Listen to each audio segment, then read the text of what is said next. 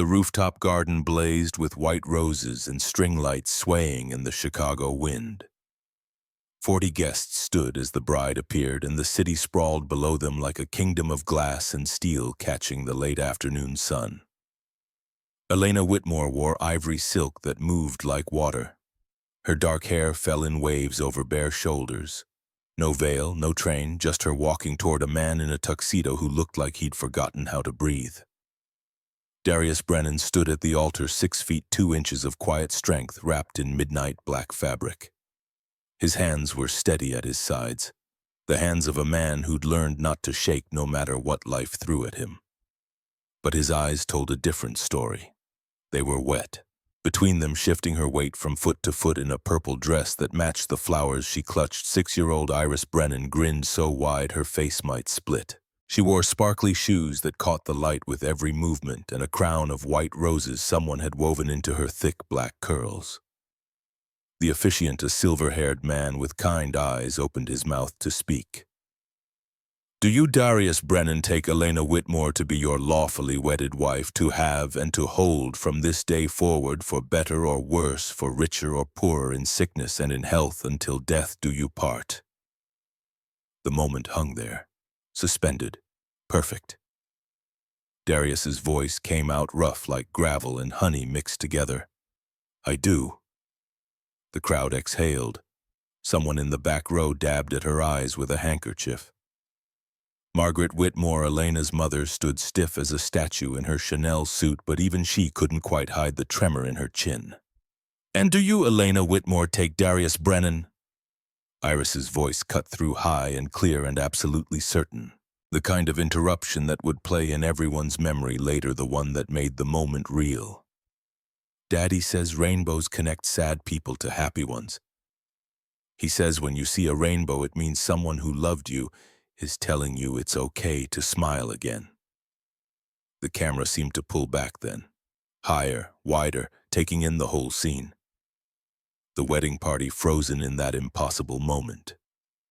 The city spread out below, the sky beginning to shift toward evening gold, and then everything stopped, froze. Like someone had pressed pause on the entire universe. White text appeared across the frozen image, simple and stark, 3 months earlier.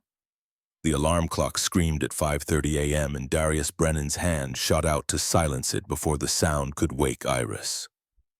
Muscle memory. 4 years of this routine had trained his body to move in the dark without thought. He lay there for exactly 10 seconds, eyes open, staring at the ceiling of his bedroom in the 2-bedroom apartment on Chicago's South Side. The place smelled like coffee he'd set on a timer and the faint ghost of Iris's strawberry shampoo from her bath the night before.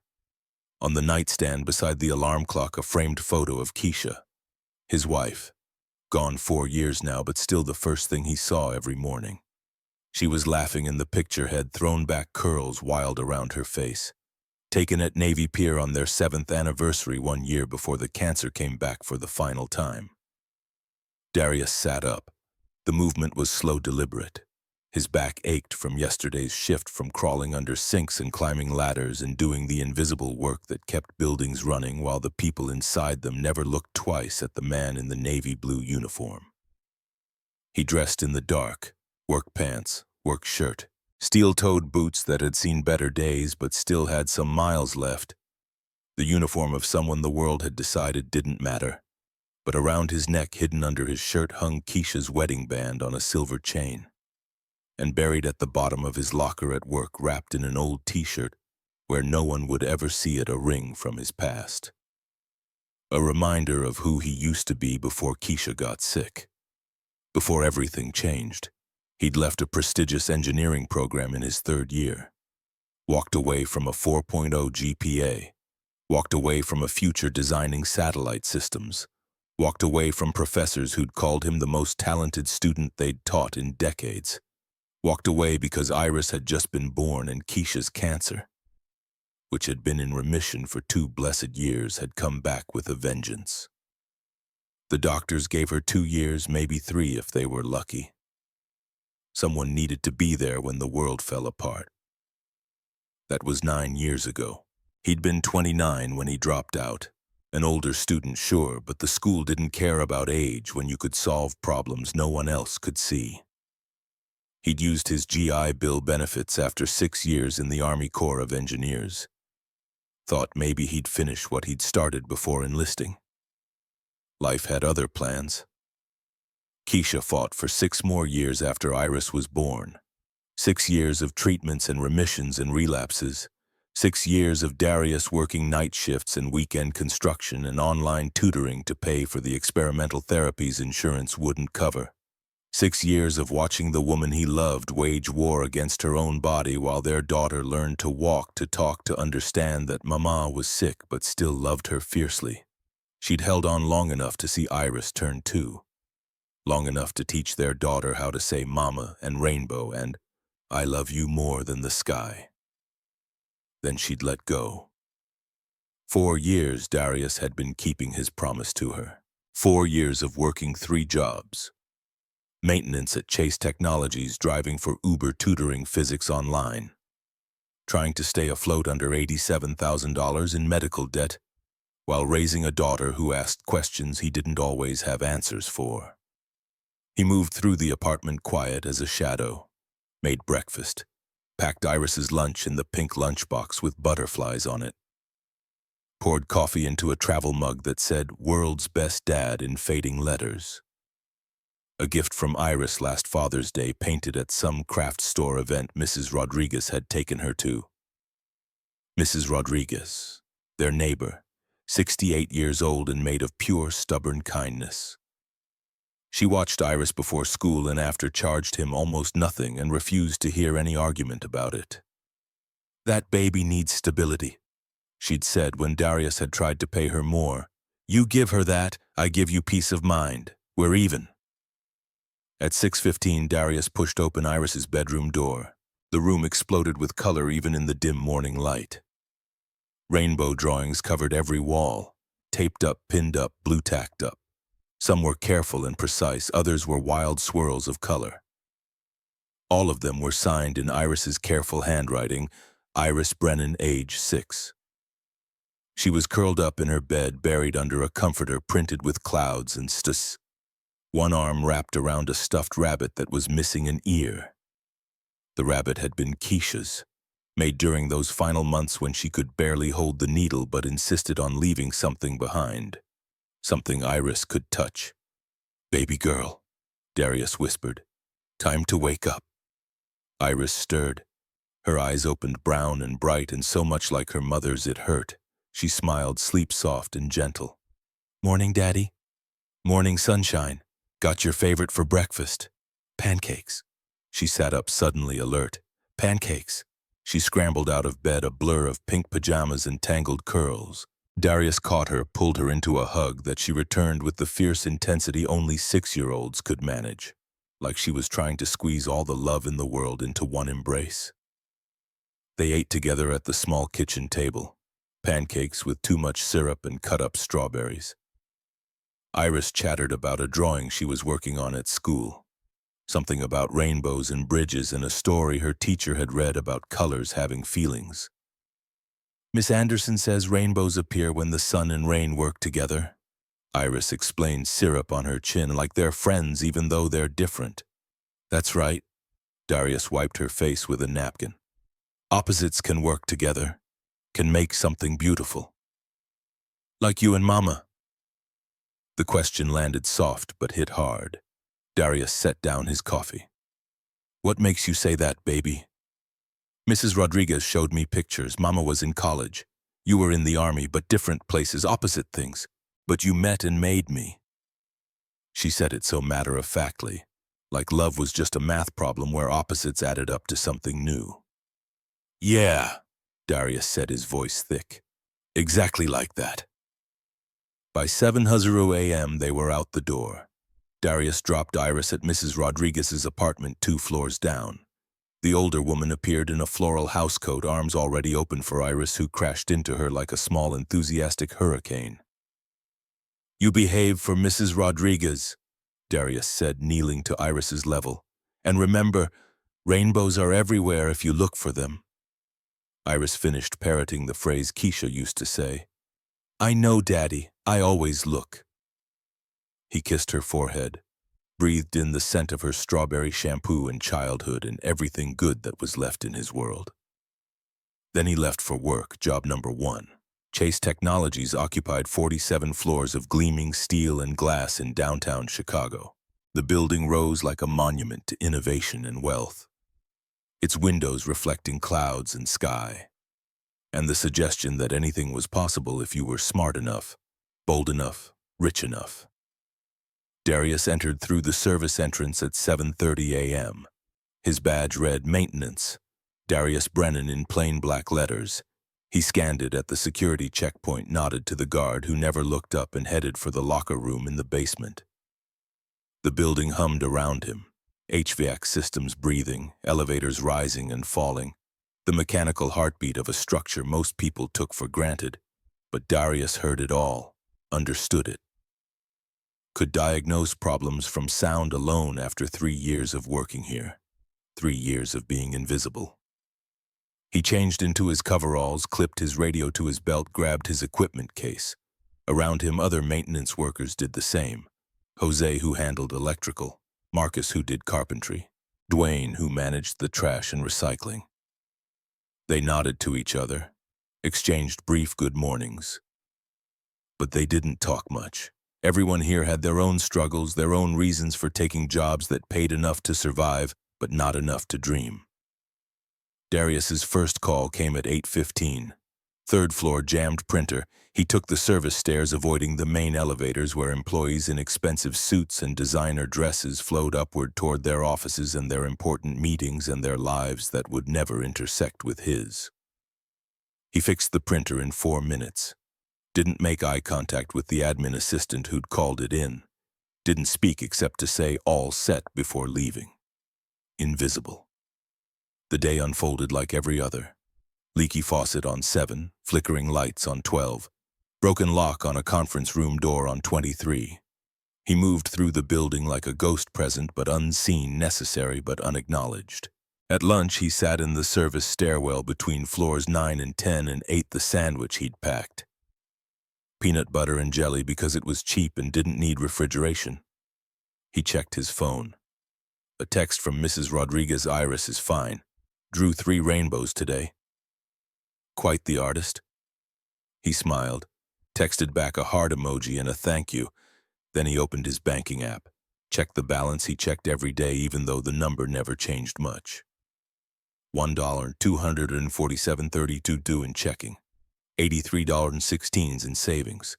The medical debt from Keisha's final years of treatment, $87,432. The number sat there on the screen like a boulder he'd been pushing uphill for 4 years. Every month he paid what he could.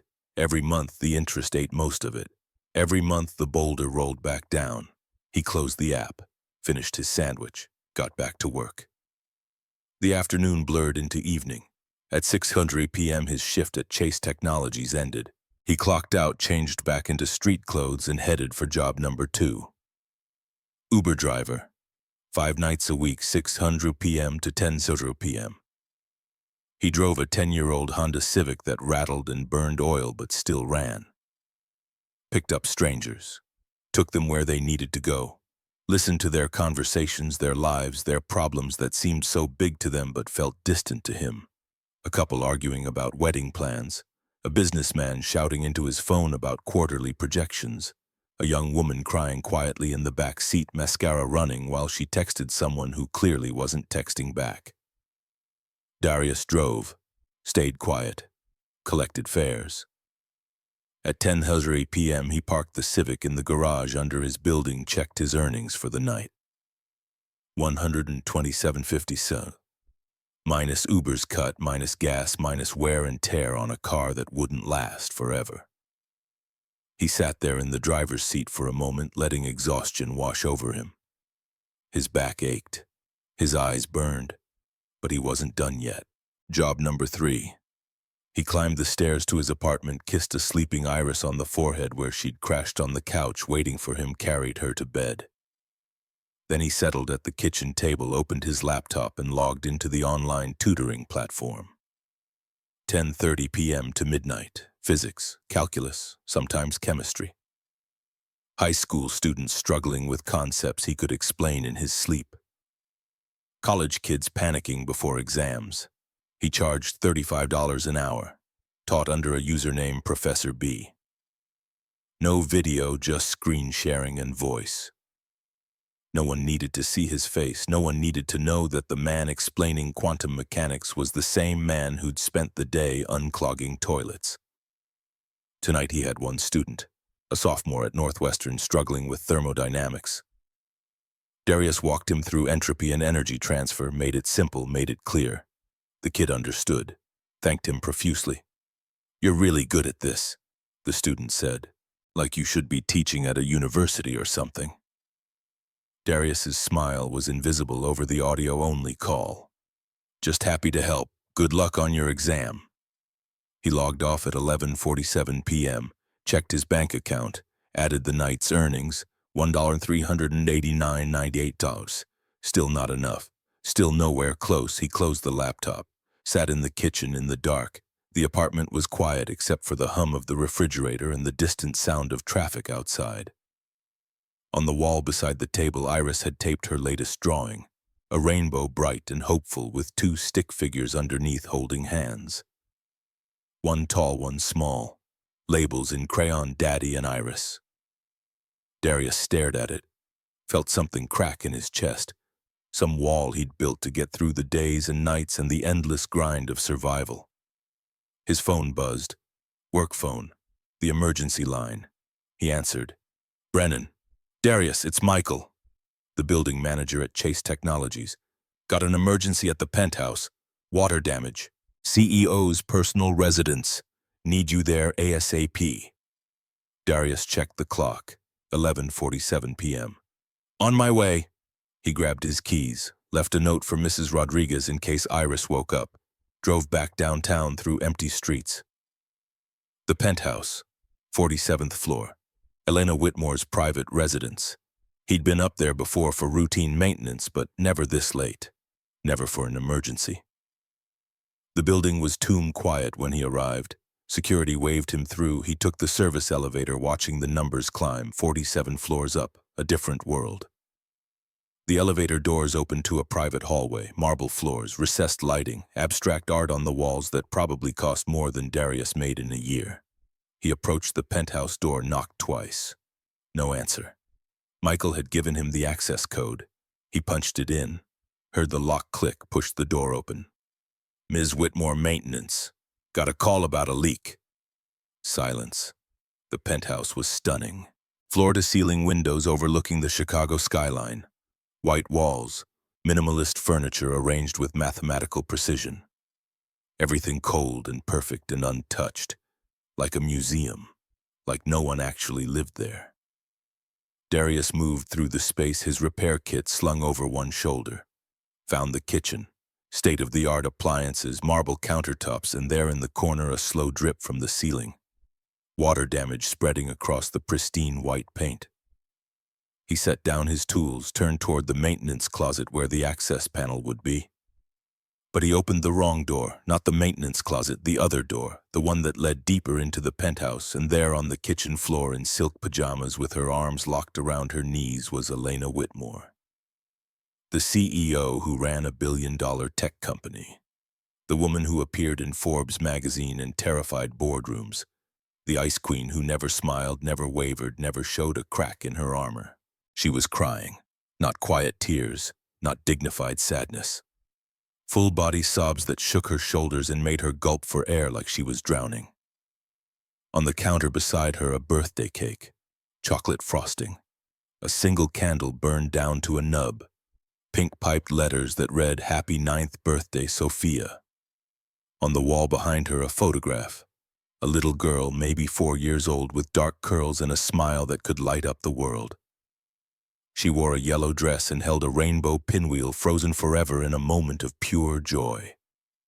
Elena's head jerked up. Her eyes met Darius's. Mascara streaked down her porcelain face like war paint dissolving in defeat. For 3 seconds, neither of them moved. Darius's repair kit hit the floor, metal clanging against tile, shattering the sacred silence. Elena didn't scream, didn't order him out. Her voice came out broken barely above a whisper. Please forget what you saw here. But Darius couldn't speak, couldn't move, because he knew that look in her eyes. He'd seen it in his own mirror every morning for 4 years. The look of someone who'd lost the person they loved most, and had no idea how to keep living anyway. He saw the bracelet on her wrist, small, sized for a child's hand, worn smooth from years of being touched, worried, held onto like a lifeline. He saw the journal on the counter beside the cake, pink cover, stick figure drawings on the front. He saw her, really saw her. Not the CEO, not the billionaire, not the woman in the magazines, just another human being drowning in grief. His throat was dry. I'm sorry. The building manager said the kitchen. I thought... She held up one hand, cutting him off. Her face went blank. All traces of emotion locked away behind a mask so perfect it could have been carved from ice. The leak is in the other room, through that door. Her voice was mechanical now. Dead. Fix it and leave. She turned away from him, her spine rigid, and began gathering up the birthday cake with trembling hands, despite her best efforts to control them. Darius wanted to say something, wanted to acknowledge what he'd witnessed, but he'd learned enough about grief to know that sometimes the kindest thing you could do was pretend you hadn't seen someone shatter. So he picked up his tools, walked to the correct door, and spent the next hour replacing a corroded pipe beneath the sink. The whole time, the image of Elena Whitmore crying alone on her kitchen floor burned itself into his memory. When he finished, she was gone. The cake was gone. The photograph remained, but it had been turned to face the wall, as if even that small connection to the past was too much to bear. He left a handwritten note on the counter with his work order number and drove home through streets that felt emptier than before. The morning came too soon. 5:30 a.m. and Darius was up again, moving through the routine. But something had shifted. Some door in his mind had opened that he couldn't close. He kept seeing her, the most powerful woman in the building, reduced to nothing by the weight of loss. He kept seeing the bracelet, the journal, the birthday cake for a daughter who would never grow old. At breakfast, Iris noticed, "Daddy, you're quiet. Just tired, baby. Was work hard? Work is always hard." He forced a smile. "But that's okay. That's what daddies do." Iris tilted her head, studying him with perceptive eyes that seemed too old for 6. "Miss Anderson says when people are sad, we should give them rainbows, because rainbows make sad people remember happy things." Darius's chest tightened. Miss Anderson sounds like a smart lady. "She is." Iris took a huge bite of pancake. "Daddy, yeah. If I drew a rainbow for someone sad, would you give it to them?" He looked at his daughter. 6 years old and already trying to heal the world one drawing at a time. So much like Keisha, it hurt. "Who would you draw it for?" Iris shrugged. "I don't know yet, but when I find them, will you help?" Darius thought about Elena Whitmore, about grief that lived in penthouses just as much as it lived in 2-bedroom apartments, about how loss didn't care if you were rich or poor, powerful or invisible. "Yeah, baby, I'll help." The week that followed was strange. Darius found himself hyper-aware of the executive floor, took maintenance calls up there even when they weren't his assignment, watched for glimpses of Elena Whitmore moving through her glass-walled kingdom. She was exactly what everyone said, cold, precise, untouchable. She walked through the corridors like she was carved from ice, never smiling, never acknowledging the people around her. But Darius had seen behind the mask, and now he couldn't unsee it. Friday afternoon, Iris came home from school with a new drawing, a rainbow, vibrant and carefully colored, 2 stick figures underneath holding hands, and words written in her careful first-grade handwriting, "You are not alone." "This is for the sad person," she announced. "Can you give it to them?" Darius stared at the drawing, at his daughter's innocent attempt to fix something she couldn't possibly understand. "Who is it for, Iris?" She looked up at him, completely serious. "I don't know their name, but you'll know when you see them. You always know when people are sad, Daddy. Mama said you have a gift for seeing what other people miss. Keisha had said that, during one of her good days near the end when the pain had backed off enough for her to smile. Your daddy sees people. She'd told Iris, who was too young to remember now. Really sees them. That's his superpower. Darius took the drawing, felt the weight of it, the impossible ask it represented. But Monday morning before his shift started, he rode the elevator to the executive floor with the drawing tucked inside a manila envelope. The administrative assistant Vivian Sterling looked up from her desk with the practiced smile of someone who dealt with interruptions all day. She was maybe 45, impeccably dressed with sharp eyes that missed nothing. Can I help you? I need to deliver something to Ms. Whitmore. It's personal. Vivian's eyebrows rose. Her smile sharpened into something calculating. Ms. Whitmore doesn't accept personal deliveries. Darius met her gaze steadily, didn't waver. She'll want this one. Trust me. Something in his expression must have convinced her because after a long moment she took the envelope. I'll see that she gets it. Darius tried not to think about it for the rest of the day. Focused on his work orders, stayed busy enough that his mind couldn't wander. But at 4:30 that afternoon, his supervisor called him into the office with an odd expression. You've been requested. Penthouse. Ms. Whitmore specifically asked for you. His heart kicked hard against his ribs. He took the work order, noted the vague description minor repair needed, and headed for the elevator with the feeling of walking towards something inevitable. The penthouse was different in daylight. Sun streamed through the floor-to-ceiling windows, making the white walls glow, transforming the space from a mausoleum into something almost welcoming. Elena stood at the window overlooking the city, still wearing her work clothes but with her jacket draped over a chair. Her shoulders were less rigid than the night he'd found her.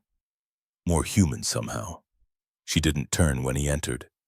There's nothing broken. Darius stopped in the middle of the room, his tools in hand, waiting. After a long moment, Elena turned to face him. Her eyes were red-rimmed but dry, and she was holding Iris's rainbow drawing like it was made of glass. Your daughter drew this. It wasn't a question, but Darius nodded anyway. She wanted you to have it. She thought you looked sad. Elena's fingers traced the stick figures at the bottom of the page. The two hands joined together in crayon solidarity. Children see things adults miss. They haven't learned to look away yet.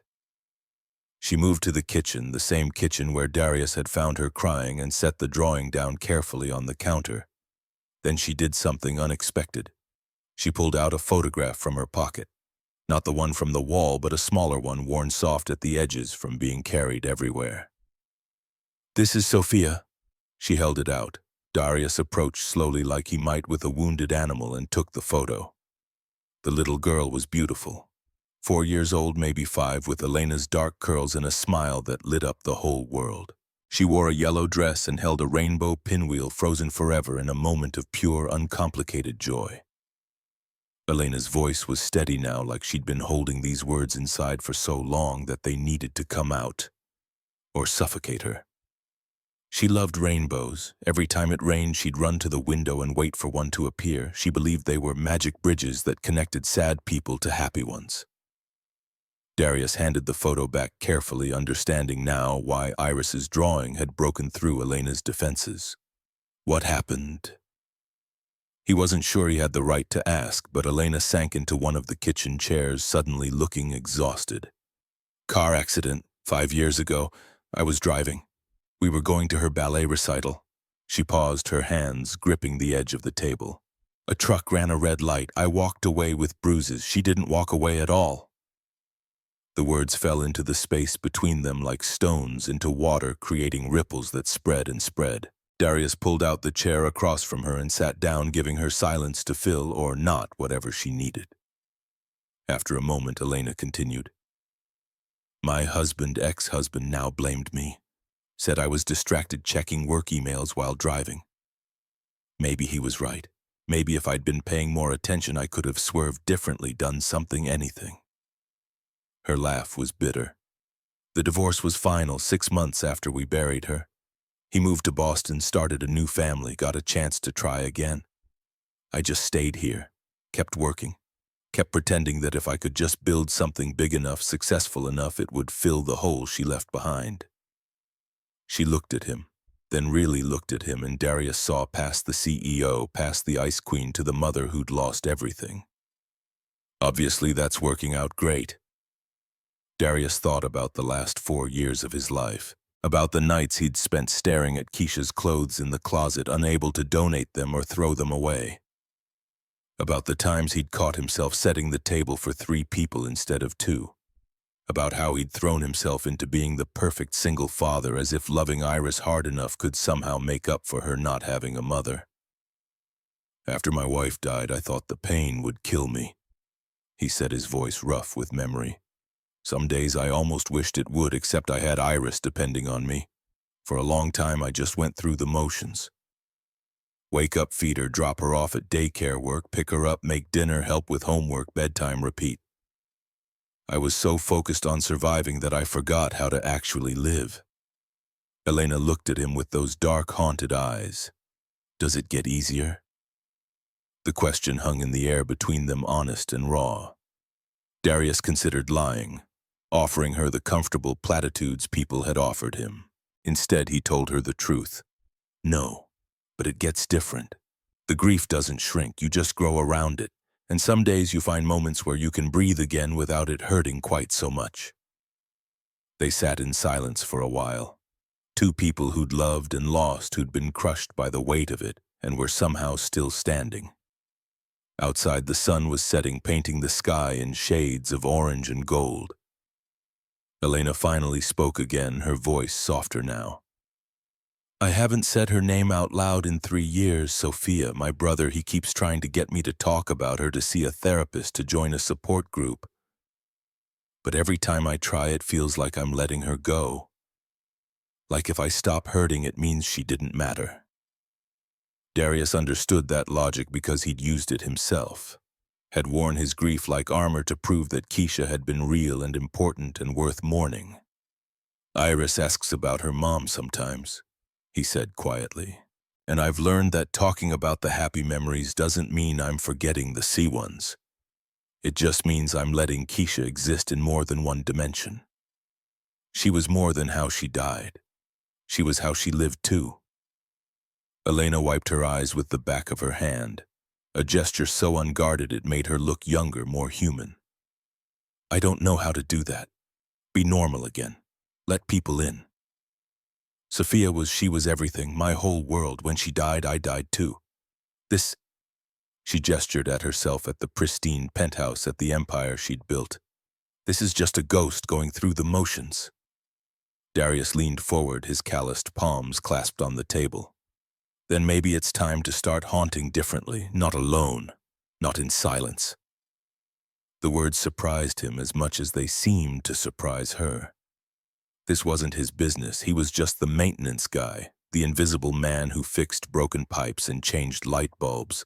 But somehow in this moment, sitting across from a woman who'd forgotten how to be anything except perfect and in control, he felt like maybe he could offer something more valuable than plumbing skills. Maybe he could offer proof that it was possible to survive the unsurvivable. That grief didn't have to be a solitary sentence. Before Elena could respond, before either of them could second-guess what was happening, Darius's phone buzzed. A text from Mrs. Rodriguez. Iris asking for you. Wants to show you something important. He stood reluctantly. I should go. My daughter. Wait. Elena stood too suddenly, looking uncertain, like someone who'd forgotten how to ask for what she needed. Could you bring her here sometime, your daughter? I'd like to thank her for the drawing, in person. Darius studied her face, looking for signs that this was a bad idea, that he was crossing a line that would end badly for both of them. But all he saw was a lonely woman who'd been locked away from the world for too long, reaching out tentatively for a connection, for something real. She'd like that. Iris has more questions than sense sometimes, but she's got a good heart. She'd be honored to meet you. Something shifted in Elena's expression. Not quite a smile, but close, like muscles remembering how the motion worked. Saturday afternoon I could order pizza. Iris can tell me about her rainbow theory. Darius felt something warm unfold in his chest, something he hadn't felt in a long time. Hope, maybe, or the beginning of it. Saturday works. As he turned to leave, his eyes caught on something he hadn't noticed before. A manila envelope on Elena's desk, partially hidden beneath a stack of reports. The return address was visible: Whitmore and Associates, Boston, MA. Legal firm letterhead. Elena hadn't opened it yet, but Darius could see her name typed on the front in formal business font. He didn't mention it. Whatever it wasn't his concern. But something about that envelope made his stomach tighten with unease, a premonition he couldn't name. Elena followed his gaze, and her jaw tightened almost imperceptibly. She walked him to the door, her hand once again finding that bracelet beneath her sleeve. "Thank you," she said, "for the drawing. For—" She didn't finish, but Darius nodded. He understood what she couldn't say. For seeing her. For not running. For offering a sliver of hope that maybe, just maybe, it was possible to be something more than the sum of your worst days. He left the penthouse feeling like the ground beneath his feet had shifted, like he'd stepped through a door he hadn't known was there and found himself in unfamiliar but not unwelcome territory. The elevator descended slowly, and Darius thought about Saturday, about Iris's excited face when he told her she'd get to meet the sad person from her drawing, about Elena's hands holding that rainbow like it was made of something precious and unbreakable.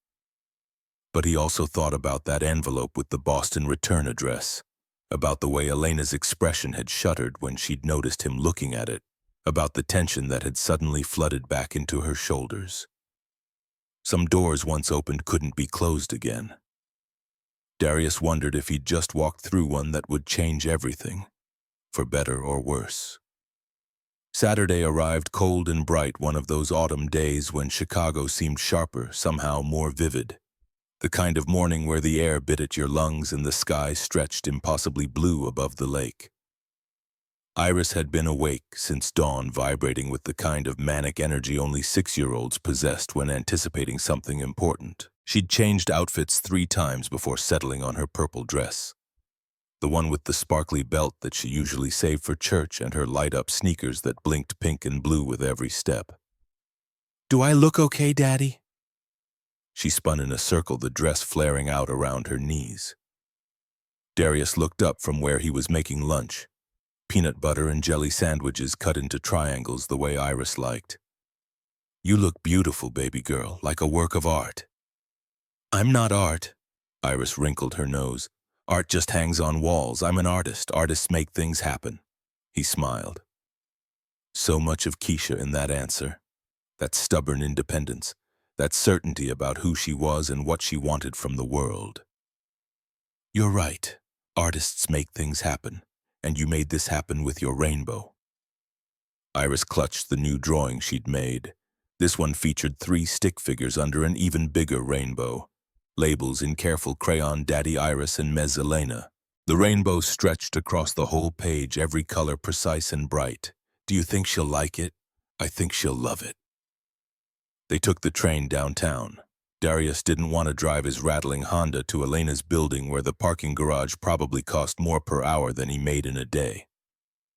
On the L, Iris pressed her face against the window, watching the city scroll past, buildings and bridges and the gray-blue shimmer of Lake Michigan in the distance. "Daddy?" "Yeah, sunshine. Is Miss Elena really sad like I thought?" Darius considered how to answer. How to explain grief to someone who'd lost her mother but was too young to fully understand what that loss meant. "She is. She lost someone very important to her. Someone she loved very much. Like how we lost Mama. Yes, like that." Iris was quiet for a moment, processing. Then she looked up at him with knowing eyes. "Do you think our rainbows will help?" "I think," Darius said carefully, "that sometimes the best thing we can do for sad people is let them know they're not alone. Your rainbows do that. They remind people that someone cares. Then I'll keep making them." She said it with such fierce determination, such absolute certainty that love could be drawn in crayon and delivered on paper. They got off at Washington Street and walked the 3 blocks to Chase Technologies. The building rose above them, all glass and steel, an impossible height. Iris tilted her head back, trying to see the top. That's where you work. That's where I work. It's really tall. 47 floors. Wow. She grabbed his hand. Don't fall off, okay? I won't fall off, baby, I promise. The lobby on Saturday was quieter than during the week. No rush of employees flooding in and out, just the weekend security guard who looked up from his magazine and nodded as Darius signed them in. They took the elevator up. Iris's sneakers blinked with every small shift of her weight. Her grip on Darius's hand was tight. Are you nervous? He asked. A little. What if she doesn't like me? She's going to love you. How could she not? The elevator climbed. 30 floors, 35, 40. The numbers ticked upward, and Darius felt his own nerves starting to surface. This was crossing a line. Not just professionally, though, that was certainly part of it, but personally. Opening a door between two worlds that were never supposed to touch. But he'd already opened it the night he'd seen Elena crying on her kitchen floor. And she'd opened it further by asking them here. Some doors once opened couldn't be closed. The elevator dinged. 47th floor. Elena was waiting at the penthouse door when they stepped into the private hallway. She wore jeans and a soft gray sweater, no suit, no armor, and her dark hair fell loose around her shoulders instead of pulled back in its usual severe style. She looked younger like this, more real, more human. Hi. Her voice was uncertain. You must be Iris. But Iris didn't give Darius time to manage introductions. She launched forward, words tumbling out in one breathless rush. Hi, I'm Iris, and I'm 6 years old, and I drew you another rainbow because Daddy said you liked the first one, and that's a really pretty bracelet, and are you really a queen? Elena blinked, clearly startled by the onslaught. And then something miraculous happened. She laughed. Actually laughed. A sound so genuine and surprised that it transformed her entire face. The Ice Queen melted. The CEO disappeared. What was left was just a woman who'd forgotten what joy sounded like and was remembering in real time. I'm not a queen, Elena said, still smiling. But thank you. I love your dress. Purple is a wonderful color. Iris beamed and held out her drawing. This one's even better. See, there's you and me and Daddy, and we're all standing under the rainbow, so the sad feelings can wash away. Elena took the drawing with careful hands, studying it like it was a masterpiece in a museum. Her eyes went bright with tears, but she was smiling too. And when she looked up at Darius, he saw something in her face that made his breath catch. Gratitude, yes, but also something deeper. Recognition. A mirror of his own struggle to keep living when living hurt so much. It's perfect, Elena said softly. Seriously, the most beautiful rainbow I've ever seen. Would you like to help me hang it on my refrigerator? Iris nodded enthusiastically and took Elena's offered hand, like they'd known each other forever. Just like that, the barrier dissolved. Darius followed them inside, watching as his daughter's natural exuberance slowly chipped away at Elena's careful composure. Iris chattered about school and her art teacher and her friend Mia, who could draw horses really well, and how she wanted to paint her whole room rainbow colors, but Daddy said that was too much. Maybe not the whole room, Elena said, pulling magnets from a drawer. But one wall could be nice, an accent wall. What's an accent wall? It's when you paint one wall a different color to make it special. Iris's eyes went wide. Can we do that, Daddy? Can we make my room have an accent wall? Darius smiled. We'll talk about it. That means maybe, Iris whispered to Elena loud enough for him to hear.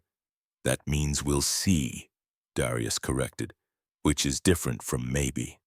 How? Maybe means there's a chance. We'll see means I need to think about it first. Elena laughed again, twice in 10 minutes.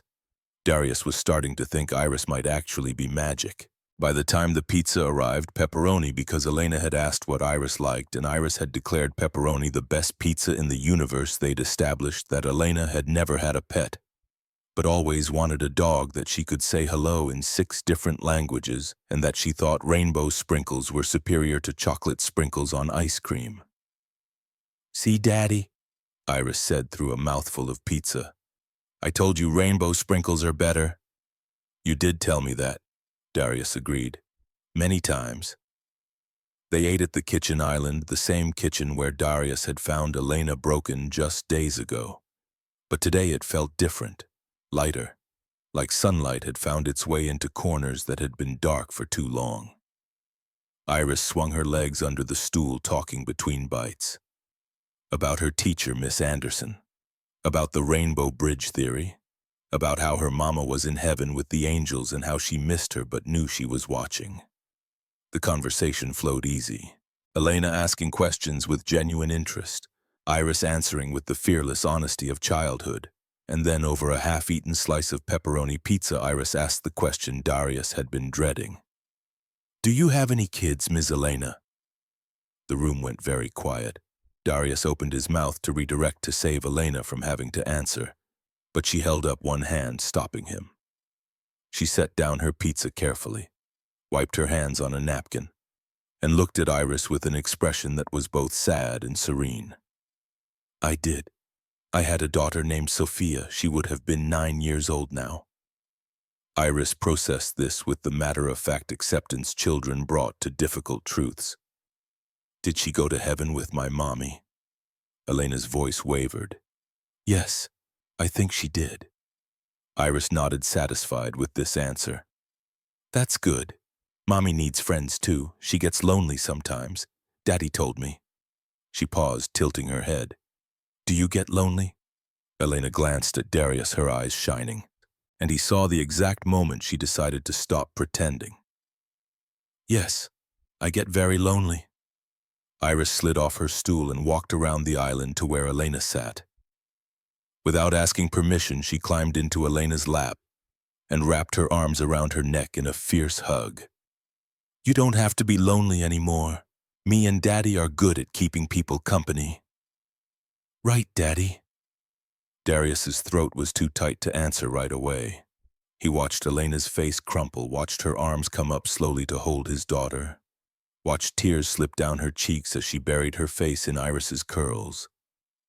It was the kind of moment that felt too private to witness and too important to look away from. Right, he managed. We're pretty good at that. They stayed for hours. Iris insisted on showing Elena her entire collection of drawings which Darius had brought along in a folder. Elena examined each one with genuine interest, asking about color choices and inspiration. They talked about Iris's favorite books and Elena's favorite memories of Sophia and how both girls had loved stories about magic. At some point they ended up on the floor of the living room, Iris demonstrating her very serious technique for drawing perfect clouds while Elena and Darius sat on the couch watching. Thank you for this, Elena said quietly, her voice meant only for him. For letting me... She trailed off, but Darius understood what she couldn't say. For letting her be human again. For giving her a reason to feel something other than grief and guilt and the crushing weight of survival. She's got a gift for seeing people, he said. Really seeing them, not just the masks they wear. He paused, then added, she thinks you're special. Elena's smile was tremulous but real, the feelings mutual. They watched Iris work in comfortable silence for a moment before Elena spoke again. I've been thinking about what you said, about grief making us grow around it rather than shrinking. I want to try. I want to...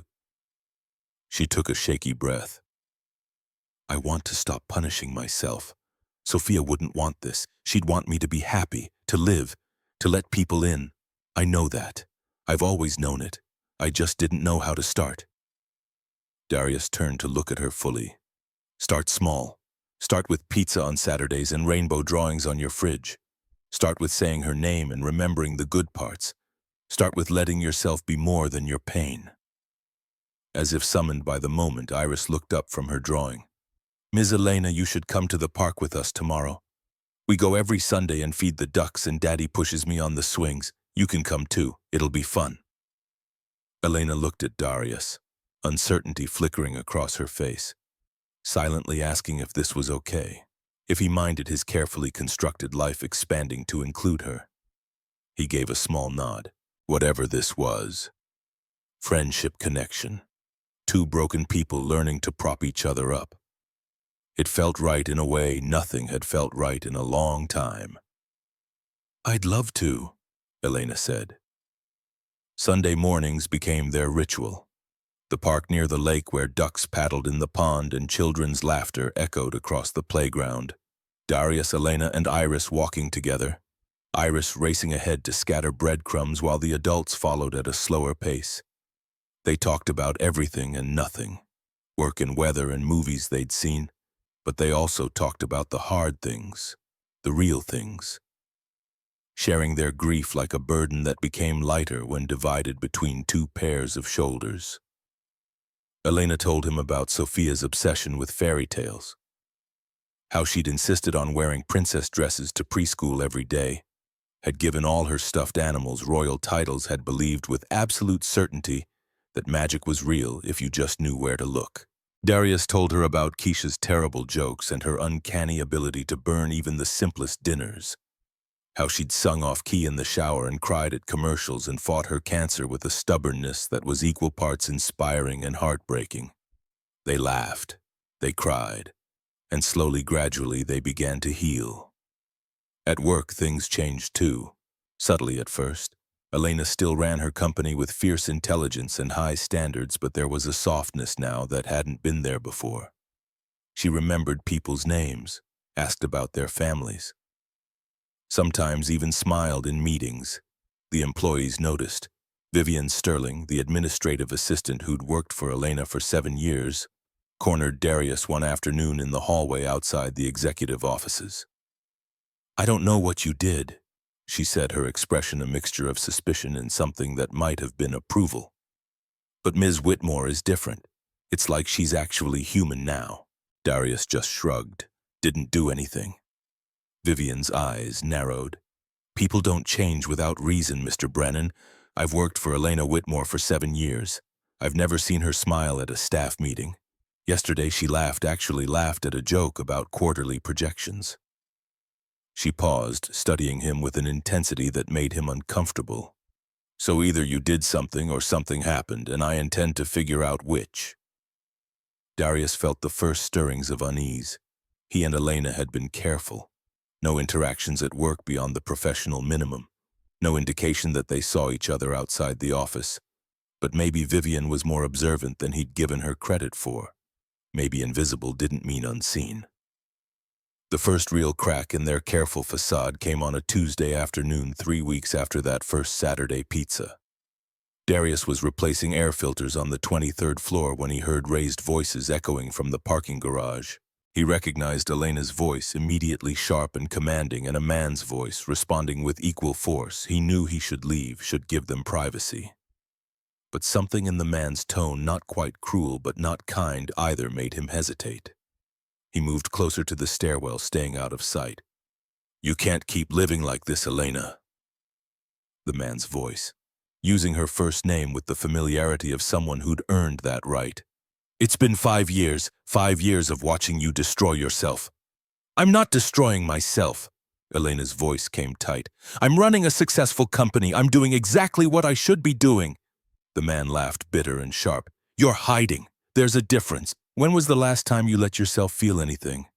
When was the last time you even said her name out loud?" Silence. Then Elena's voice, so quiet Darius almost missed it. "Don't. Please don't."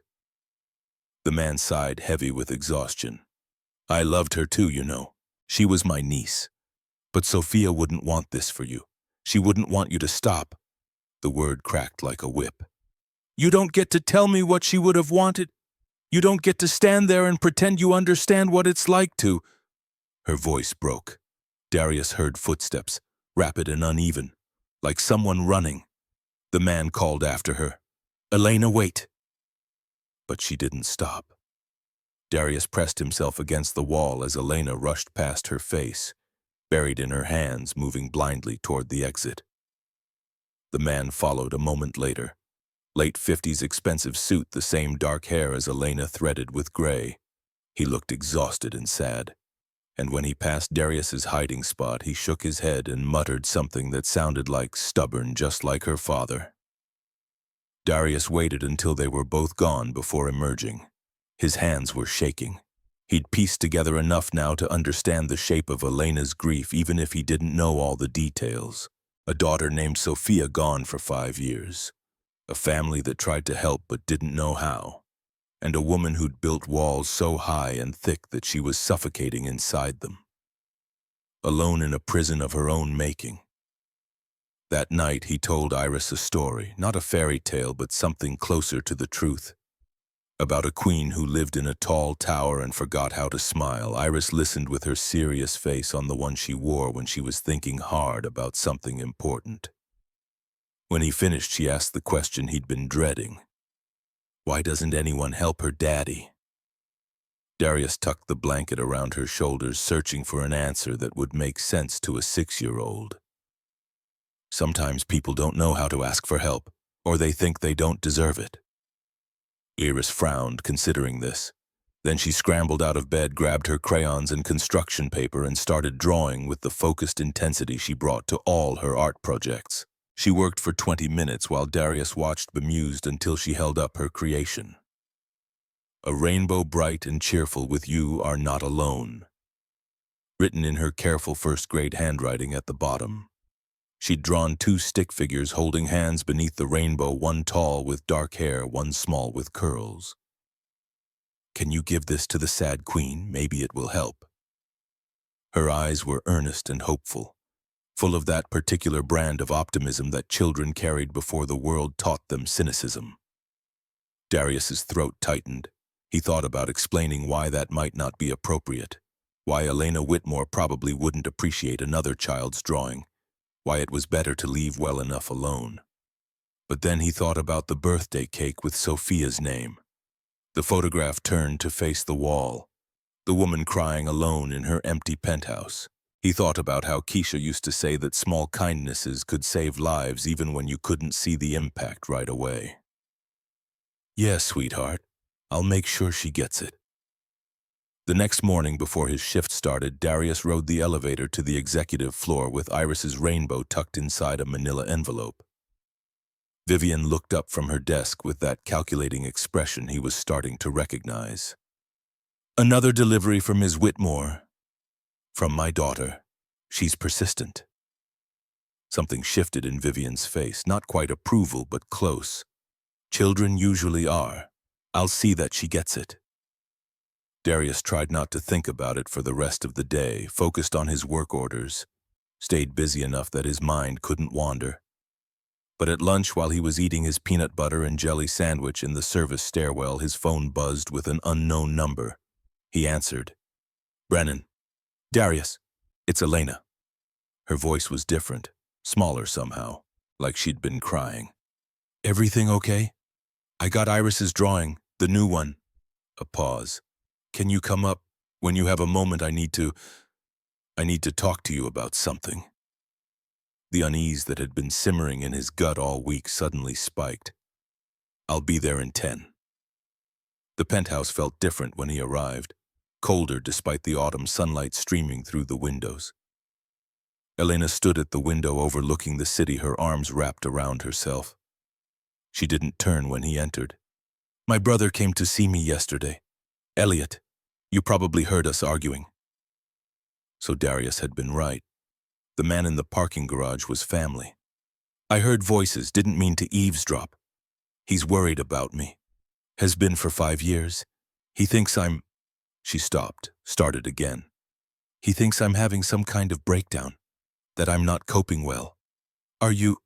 Elena turned to face him. Her eyes were red-rimmed but dry. I don't know. I've been in survival mode for so long I've forgotten what coping is supposed to look like. She moved to the kitchen, to the counter where both of Iris's rainbow drawings were now displayed, propped up against the backsplash like art in a gallery. This morning I did something I haven't done in 3 years. I went into storage, the closet where I've kept everything I couldn't bear to look at since Sophia died. She pulled out a small pink journal, the one Darius had seen that first night. stick figure drawings on the cover. I bought this for her right before the accident. She'd just learned to write. I haven't been able to open it since she died. Elena held it out. Darius took it carefully, feeling the weight of grief and memory and 5 years of avoidance in his hands. Read the last entry, the one from the day before she died. He opened the journal to the final page. The handwriting was childish but careful, each letter formed with concentration. Today, Mommy was sad. She had to work a lot, but I'm not mad. I told her I love her no matter what. She hugged me so tight and cried a little. She said, I love you more than the whole world, Sophia Bug. Tomorrow is my ballet show. I'm going to dance so good so Mommy smiles again. When I grow up, I want Mommy to be happy. Even if I'm not there, she should be happy. That's what I wish. Darius felt his throat close. He looked up to find Elena staring at the journal like it might burn her. Read the rest, the earlier entries. He flipped through pages of childhood observations, drawings of rainbows and hearts and stick figure families. One entry caught his eye. Mommy came to my school today. All the kids said she's pretty. I'm lucky. I made Mommy a picture of a rainbow. She put it on the fridge. She said it made her feel better. Elena's voice cracked. Sophia wanted me to be happy, even if she wasn't there. That was her last wish, for me to smile again. She gestured at the rainbow drawings on the counter, Iris's cheerful additions to a home that had been sterile and empty. And here's your daughter doing the exact same thing Sophia did, making rainbows to help sad people feel better. Don't you see? This isn't coincidence. This isn't me using Iris to replace Sophia. This is... She couldn't finish. Darius set the journal down and pulled her close. This is Sophia giving you permission. Permission to live. Permission to love again. Permission to let someone else in. Elena sobbed against his chest. 5 years of guilt and grief and self-punishment finally breaking through the dam she'd constructed. Darius held her while she shattered, thinking about Iris's simple wisdom. That the people we lose become stars, that they watch over us, that they send us new people to love so we're never alone. When Elena finally pulled back, her eyes were red but clearer than he'd seen them. I've been honoring Sophia's memory by being miserable. That's not what she would have wanted. She was 4 years old and she understood better than I did. So what do you want to do? Elena took a shaky breath. I want to fight. Not just for the company, but for this. For us. For the chance to actually live instead of just existing. The word hung there between them. Us. Something had shifted. They'd crossed from friendship into something more, something neither of them had names for yet, but both recognized. Darius's phone buzzed. A text from Mrs. Rodriguez. Iris fell at daycare. Not serious, but asking for you. His heart jumped. I have to go, Iris. Go! Elena's hand found his, squeezed. Call me when you know she's okay. He nodded and ran. The daycare was only 6 blocks from his apartment. Darius made it there in 4 minutes, his mind conjuring worst-case scenarios the entire way. Mrs. Rodriguez met him at the door. She's fine, just scared. Fell off the monkey bars. Iris sat on the couch with an ice pack on her forehead and tear tracks on her cheeks. When she saw Darius, she burst into fresh sobs. Daddy!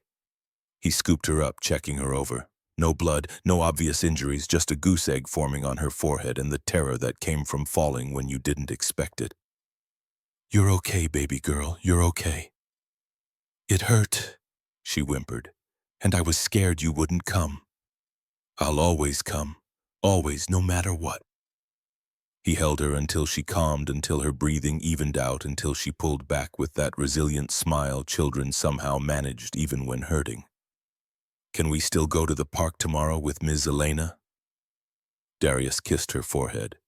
We'll see how you feel tomorrow. But tomorrow came, and while Iris's bruise had bloomed spectacular purple, her spirits were undampened. They went to the park. Elena brought hot chocolate. They fed the ducks and pushed Iris on the swings and pretended for a few hours that life was simple. It was the last simple day they'd have for a while. Because on Monday morning, everything changed. Darius arrived at work to find Vivian waiting for him at the service entrance. Her face was grim. "We need to talk, not here. Coffee shop across the street, 15 minutes. She left before he could respond. Darius changed into his coveralls with mounting dread. Whatever this was, it wasn't good. The coffee shop was generic and overpriced. Vivian sat in a back corner booth, 2 cups already ordered. She slid one toward him as he sat. "I've been with Elena for 7 years," she said without preamble. "I know what a breakdown looks like, and this isn't it." She pulled a flash drive from her purse. "I've been documenting everything. Company performance metrics, employee satisfaction scores, innovation benchmarks. Every indicator shows Elena's leadership has gotten stronger over the past month, not weaker." Darius stared at the drive. "Why are you telling me this? Because someone leaked photos of you, Elena, and your daughter at the park? Anonymous tip sent to the board. 2 members have called an emergency meeting. They're citing conflict of interest and compromised judgment." His blood went cold. "Who sent them?" "Anonymous email, routed through multiple servers, untraceable." Vivian leaned forward. "But I did some digging. Garrett Whitmore, Elena's ex-husband, his law firm represents Sentinel Corp, Chase Technologies' biggest competitor." The pieces clicked into place with sickening clarity. "He's trying to force her out. He's trying to destroy her. Again." Vivian's jaw tightened. "I was wrong about you. I thought you were taking advantage, but watching her these past weeks, she's been more present, more effective, more herself than she's ever been." She pushed the flash drive across the table. "Take this to the board meeting. Fight for her. Because if Garrett succeeds, he doesn't just take the company.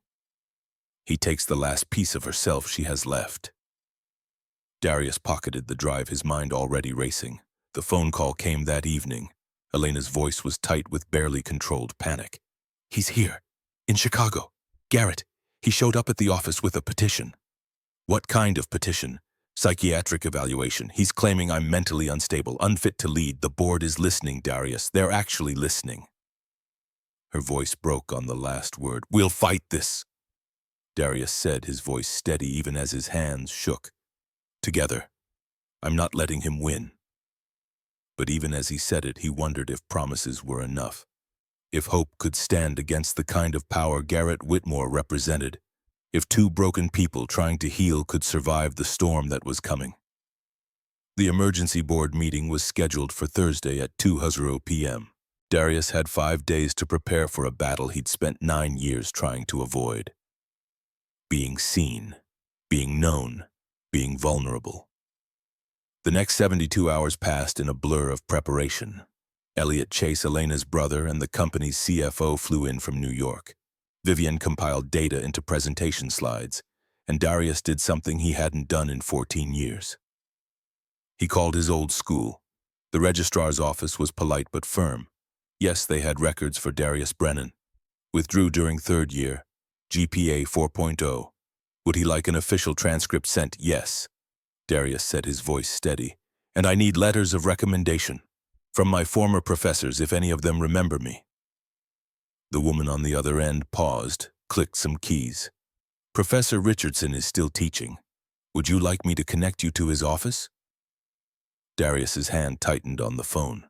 Dr. Marcus Richardson, the man who'd told him he had a gift for seeing problems no one else could see, who'd written him recommendation letters for every scholarship and fellowship, who'd called Darius the most talented student he'd taught in 20 years. "Yes, please." The phone rang twice. A familiar voice answered, older now, but still carrying that same measured authority. "Richardson. Dr. Richardson, this is Darius Brennan. I don't know if you remembered, Darius." The warmth in that single word nearly broke him. "Of course I remember. Where have you been?" "You disappeared in 2008. I tried to reach out, but your number was disconnected. My wife got sick. Cancer. I had to leave school to take care of her and our newborn daughter. I'm sorry to hear that. Is she?" "She passed 4 years ago." Silence on the line. Then, "And you, what have you been doing?" Darius looked around his small apartment. at Iris's rainbow drawings covering the walls, at the work uniform hanging by the door, at the life he'd built from the rubble of everything he'd lost. Surviving, working, raising my daughter. He paused. But I need help now. I need someone to vouch for who I used to be. Tell me what you need. Wednesday night, Darius sat at his kitchen table with Elena Elliott and Vivian. Iris was asleep in her room, worn out from a long day at school. Between them spread documents, printed emails, performance reports, and Vivian's flash drive containing 3 months of data. Elliott looked exhausted. His tie was loosened, his sleeves rolled up. He'd been up for 48 hours straight building their defense. Garrett's strategy is simple, he said, pointing to the psychiatric evaluation petition. Claim Elena's emotionally unstable. Use the photos of you three at the park as evidence she's making erratic decisions. Argue that her judgment is compromised by personal entanglements. It's textbook corporate assassination, Vivian added. Make it about her mental state, not her performance. That way, the board can remove her for her own good. Elena sat silent, her face pale. She'd barely spoken all evening. Darius reached across the table, found her hand. We have the data. We have the performance metrics. We have proof the company's thriving. It won't be enough. Garrett's voice came from the doorway. They all turned. Garrett Whitmore stood there in an expensive suit, his expression a mixture of contempt and something that might have been satisfaction. Tall, polished, every inch the corporate lawyer who'd built a career on destroying opposition. How did you get in here? Darius was on his feet, moving between Garrett and the hallway where Iris slept. The building has terrible security. Anyone can tailgate through the front door. Garrett's smile didn't reach his eyes. Relax, Brennan. I'm not here to cause trouble, just wanted to deliver a courtesy warning. Get out. Darius's voice was quiet, calm, but there was steel underneath. In a moment. Garrett turned to Elena. You know I'm right about this. You're not stable. You haven't been stable since Sophia died. This relationship, he gestured at Darius with obvious disdain, is just another symptom of your breakdown. You don't know anything about what I am. Elena's voice was low. I know you're using this man and his daughter to fill the hole Sophia left. I know you're not thinking clearly, and I know that come Thursday the board will agree with me. Elliott stood. Unless you have legal business here, you need to leave now. Garrett pulled an envelope from his jacket, set it on the table. This is a settlement offer. Resign as CEO. Take a generous severance package. Get the help you need, or fight me Thursday and lose everything, including whatever dignity you have left. He walked to the door, paused. You destroyed our family once, Elena. I'm not letting you destroy the company too. Then he was gone.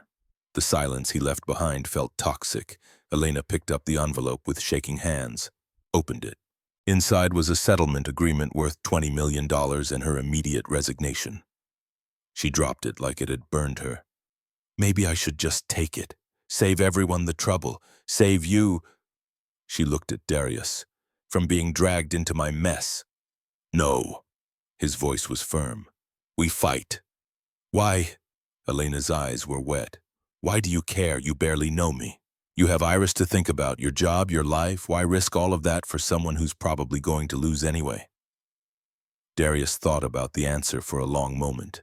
Thought about all the reasons he could give, about justice and dignity and doing what was right, but the truth was simpler. Because I spent 9 years hiding who I was afraid to be seen. I watched my wife die knowing I could have been doing something that mattered, changing the world. But instead I was just trying to keep her comfortable. I don't regret that choice, but I regret hiding afterward. I regret letting fear make me invisible. He met Elena's eyes. You made me remember that being seen isn't weakness, and I'm not letting Garrett make you invisible again. Elliott cleared his throat. Then we need to be ready for everything. Garrett's going to come at Darius hard, question his motives, his background, his relationship with Elena. Let him. Darius's voice was steady. I've got nothing to hide anymore. Thursday arrived cold and gray. The kind of morning where the sky pressed down heavy and the wind cut through your jacket straight to bone. Darius dropped Iris at Mrs. Rodriguez's early, kissed her forehead, held her maybe a second longer than usual. "You okay, Daddy? You seem worried." "Just got some important work today, baby girl." "Are you helping Ms. Elena?" "Trying to." Iris grabbed his face with both small hands, looked at him with perceptive eyes. "You're the bravest person I know. You can do anything." Keisha's words coming out of their daughter's mouth, it nearly broke him. "I love you, sunshine. Love you more." The board meeting was held on the 47th floor in the executive conference room. Glass walls overlooking the city. A long table of polished wood that probably cost more than Darius made in a year. Leather chairs for 16 people. Elena arrived first, flanked by Elliot and Vivian. She wore a navy suit, her armor firmly in place, but Darius could see the tremor in her hands when she set down her briefcase. The board members filed in. Thaddeus Calhoun, the senior board member, took the head of the table. Distinguished, white-haired, probably 70, the kind of man who'd built his career in an era when certain assumptions about people went unquestioned. Garrett arrived with his lawyers, 3 of them, sleek and predatory, and then surprisingly a 4th person, a psychiatrist, Dr. Raymond Foster according to his credentials, here to provide expert testimony on Elena's mental state. Darius sat in the back of the room, not at the table, not officially part of the proceedings, just present, watching, invisible again. Thaddeus called the meeting to order. "We're here to address concerns about Ms. Whitmore's fitness to continue as CEO of Chase Technologies. Mr. Whitmore has filed a petition requesting psychiatric evaluation. The board will hear evidence and vote on whether such an evaluation is warranted." Garrett stood, smooth and confident. "Thank you, Mr. Calhoun. I'll keep this brief." He presented the case methodically. Elena's withdrawal from social functions, her erratic schedule changes, the public photos of her with an employee of significantly lower status, implying inappropriate judgment. Then he brought out Dr. Foster. The psychiatrist spoke in measured tones about grief, about pathological mourning, about how losing a child could fracture someone's decision-making capabilities. He talked about Elena's history, the divorce, the isolation, the obsessive work habits. Classic signs of unresolved trauma manifesting as control issues and emotional instability, Dr. Foster concluded. Recent behavioral changes, sudden attachment to a maintenance worker and his child suggest Ms. Whitmore may be experiencing a crisis that requires professional intervention. He never said Elena was incompetent, just implied it, suggested it, left the board to draw their own conclusions. Garrett sat down looking satisfied. Elliot stood next, pulled up Vivian's presentation on the screen. Performance data tells a different story. Charts appeared. Revenue up 34% over the past quarter. Employee satisfaction at a 7-year high. Innovation metrics showing accelerated product development. Stock price climbing steadily. "These numbers represent the past 3 months, Elliot said. "The same 3 months Mr. Whitmore claims my sister has been mentally unstable. I'd argue that if this is instability, we need more of it." A few board members nodded, but Thaddeus Calhoun's expression remained neutral. "Personal life aside," Elliot continued, "Elena Whitmore has led this company to unprecedented success. Her decisions have been sound, her vision clear. There is no evidence, none, that her professional judgment has been compromised." He sat down. Garrett stood again. "May I call a witness?" Thaddeus nodded. "I'd like to question Mr. Darius Brennan, the maintenance worker at the center of this situation." All eyes turned to Darius. He stood, walked to the front of the room with the same calm he'd carried through 9 years of grief and struggle. Sat in the witness chair. Garrett's lead lawyer, a sharp-faced woman in her 40s, approached. "Mr. Brennan, you're in a relationship with Ms. Whitmore, correct?" "Yes." "And she's your employer? She owns the company I work for?" "Yes." "Don't you think that's inappropriate, a maintenance worker and a CEO?" Darius looked at her steadily. "I think 2 people finding each other after profound loss is human. My wife died 4 years ago. Ms. Whitmore's daughter died 5 years ago. We understand each other's grief in a way most people can't. Or, the lawyer countered, you saw an opportunity, a wealthy, vulnerable woman you could manipulate.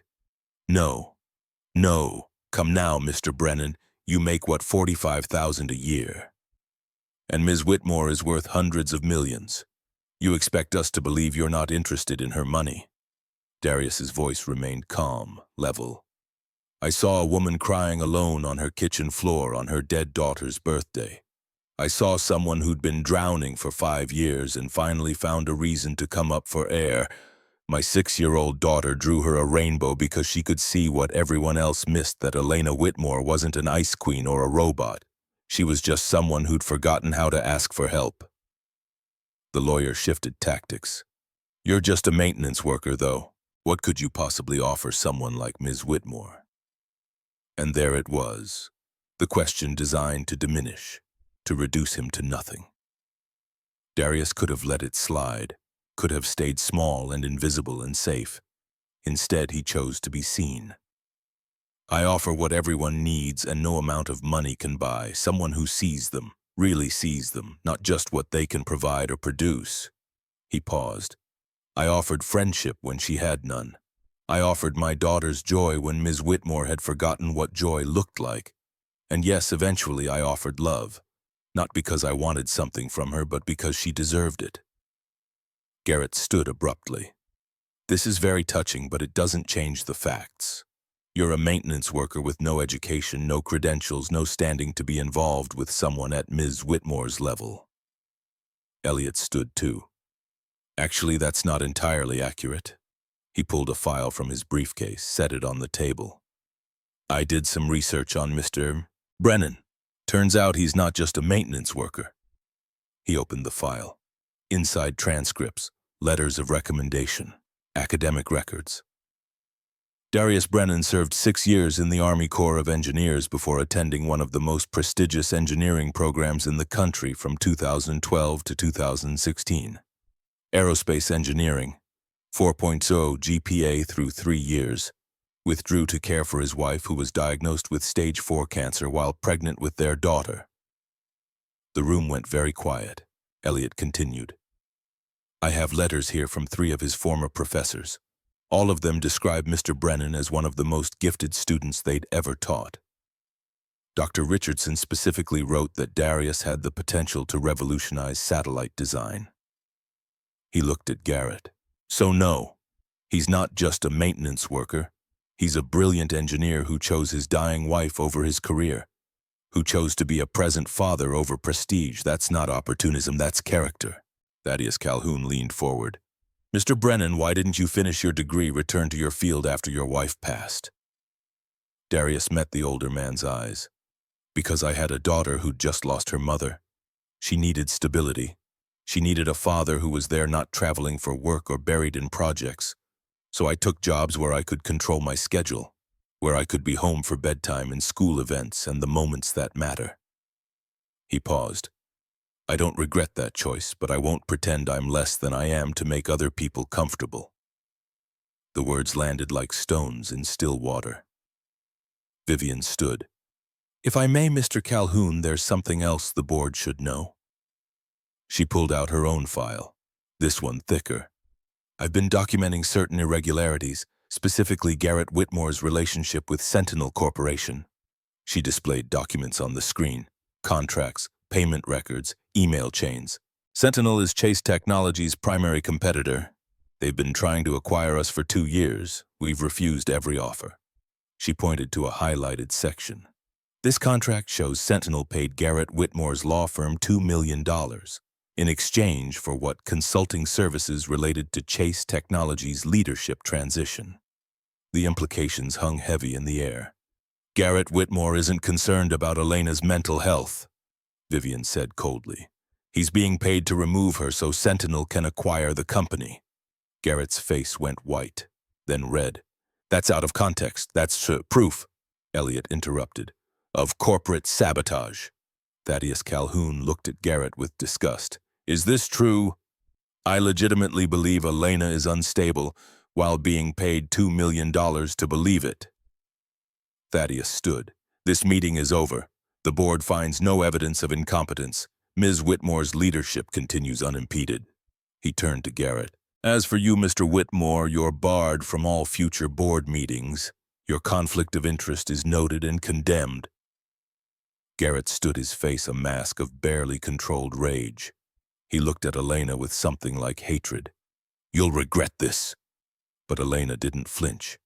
No, I won't. Because for the first time in 5 years, I'm living instead of just surviving. And you can't take that away from me. Garrett stormed out, his lawyers trailing behind. The room exhaled. Elena accepted quiet congratulations from board members who now seemed embarrassed they'd ever doubted her. Elliot and Vivian began packing up documents, and Darius slipped out the back. He didn't need gratitude or acknowledgement. He'd done what needed doing. Now he needed to get back to work, back to being invisible. Except Elena caught him in the hallway. Wait! He turned. She looked different, lighter somehow, like a weight she'd been carrying for 5 years had finally lifted. Thank you for fighting, for being willing to be seen even though I know how hard that was. Darius shrugged. Someone once told me that hiding who you are isn't the same as protecting yourself. It's just another kind of dying. Smart person. My wife. She said it during her last month. Told me not to disappear after she was gone. Elena's eyes filled. I wish I could have met her. She would have liked you. Would have appreciated someone else who fought until the very end. They stood in the hallway for a long moment, just breathing, processing, existing in the space after survival when you weren't quite sure what came next. What happens now? Elena asked. Now you go back to running your company. I go back to fixing things. We figure out the rest as we go. And us. Darius smiled, small but real. We keep having pizza on Saturdays, keep going to the park on Sundays, keep reminding each other that we're allowed to be happy. Elena nodded, reached for his hand, squeezed once. Then they went back to their separate worlds. But the worlds were touching now, overlapping in ways that felt less dangerous and more like possibility. 3 months passed. Winter came to Chicago. Snow fell in thick blankets, transforming the city into something cleaner, softer.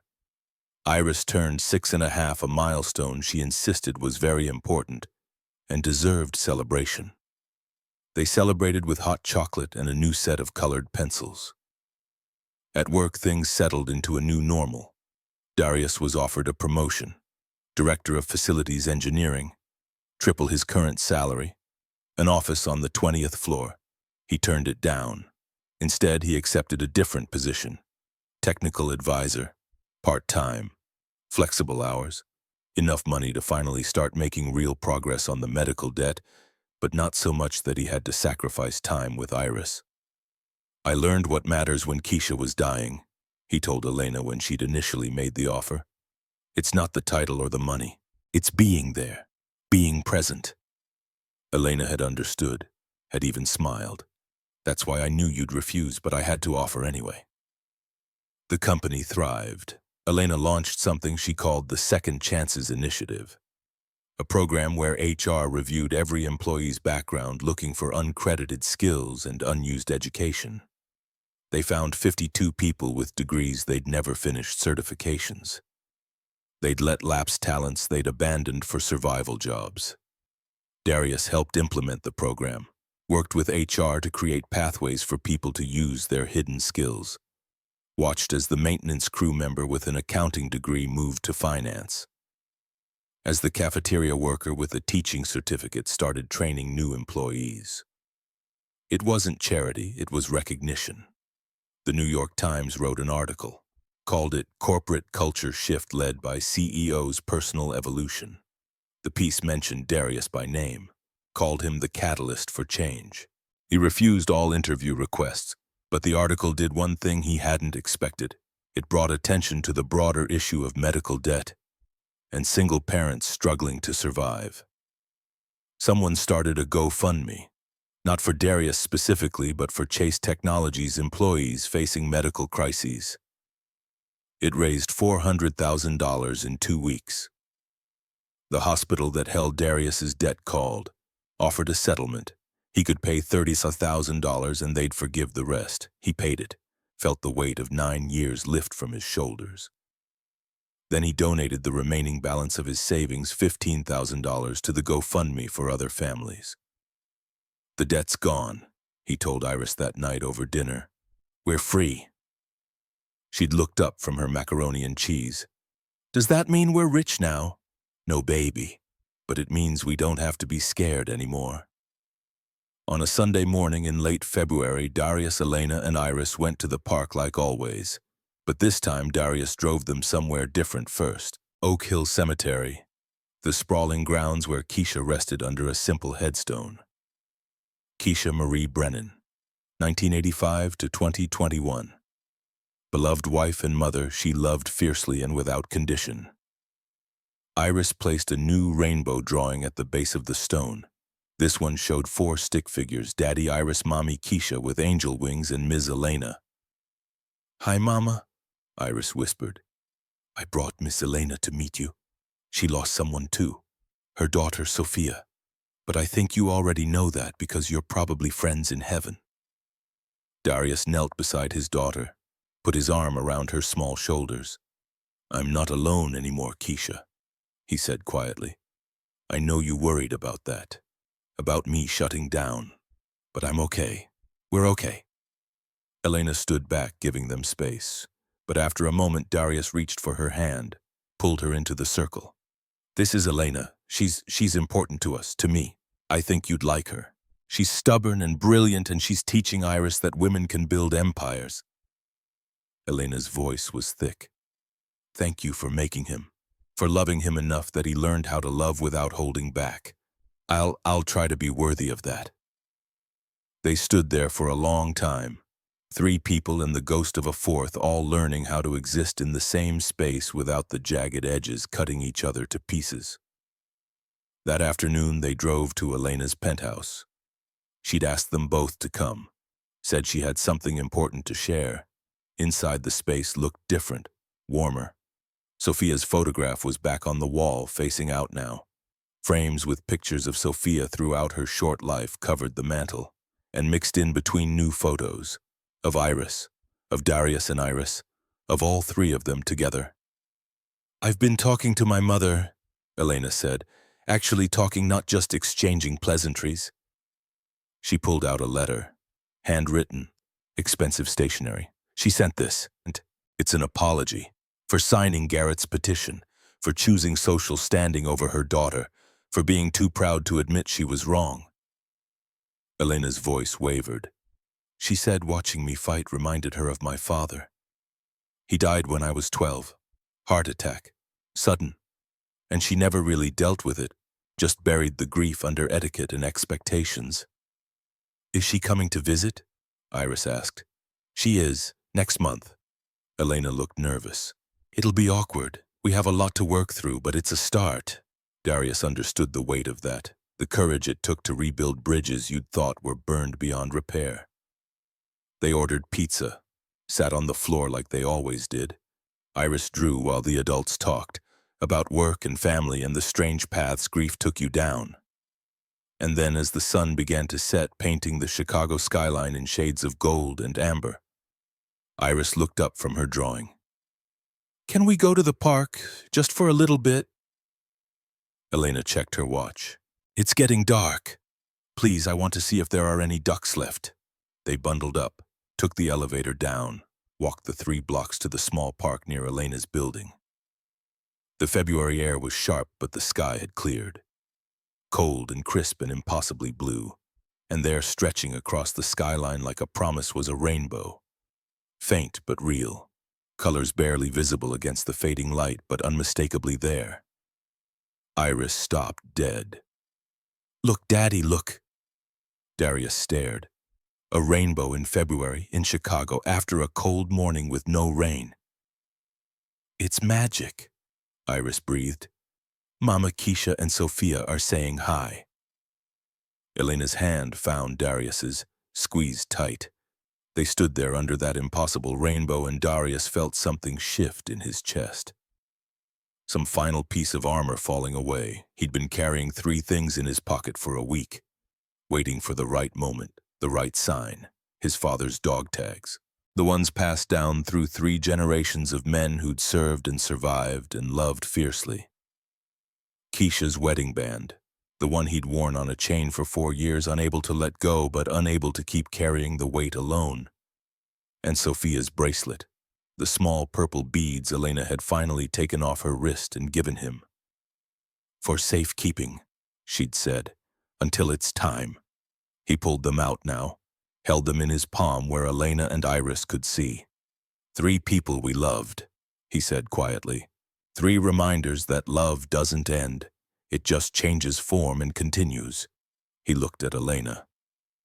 At this woman who'd forgotten how to be human and had learned again through rainbow drawings and pizza Saturdays and the stubborn insistence that hope was possible. "Elena Whitmore, will you marry me? Will you build a family with Iris and me?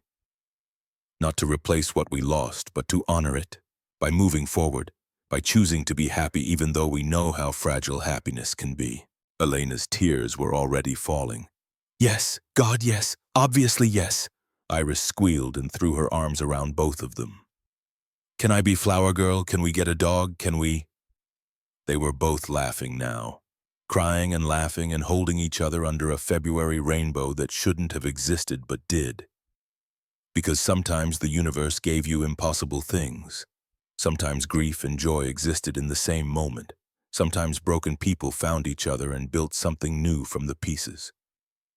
The rainbow faded as the sun set, but the 3 of them stayed there in the park holding each other until the first stars appeared. And somewhere above them, in whatever place the dead go to watch over the living, 2 women smiled. Keisha and Sophia, mothers who'd loved fiercely and left too soon, but who'd left behind people strong enough to keep going, brave enough to try again. Epilogue. The wedding. The rooftop garden blazed with white roses and string lights swaying in the Chicago wind. 40 guests stood as the bride appeared, and the city sprawled below them like a kingdom of glass and steel catching the late afternoon sun.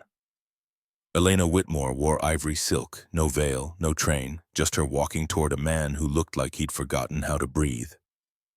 Darius Brennan stood at the altar in a tuxedo, his hands steady, his eyes wet. Between them, Iris shifted in her purple dress and sparkly shoes, clutching flowers and grinning so wide her face might split. The officiant, Elliot, officiating his sister's second wedding with visible emotion, spoke about second chances and the courage to love after loss. The vows were simple, personal, honest. When it was time for rings, Iris stepped forward with the pillow. But instead of traditional wedding bands, there were 3 rings. A new ring from Darius's past, finally worn openly, Keisha's wedding band, placed on Elena's right hand, a promise to honor what came before. And a new ring, simple platinum, engraved inside with words only they would see. "Rainbows connect us." After the ceremony, after the kiss that made the guests cheer and Iris shout, "Finally!" There was a reception, good food, better wine, speeches that made people laugh and cry.